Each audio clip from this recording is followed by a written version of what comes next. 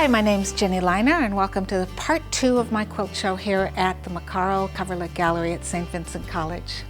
This quilt is called Mosaic Wedding Quilt. The center of it is a mosaic pattern that you'll find in a lot of church floors. I always say that this quilt's a good example of listening to your quilt. Believe it or not, a quilt is a living thing, at least in my opinion. It's talking to you, it's telling you what direction it wants to go. So when I planned this quilt, I planned the center, and I didn't know how I wanted to lay things out. I was just going to scatter the colors everywhere. But during a yoga cool down, I got this idea that it needed to be a spectrum. So what I had already sewn together, scattered, I had to rip apart and put back together again. So listen to your quilt.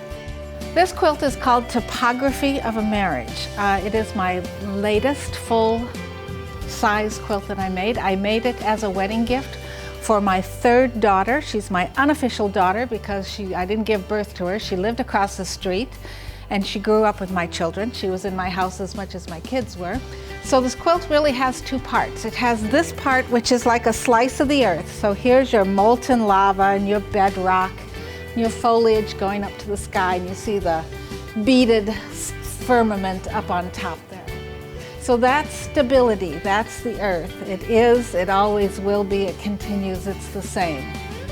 This part is a block called either Ocean Waves or Snail's Trail, and it's turbulence, it's change, it's things going on, it's the unplanned happening.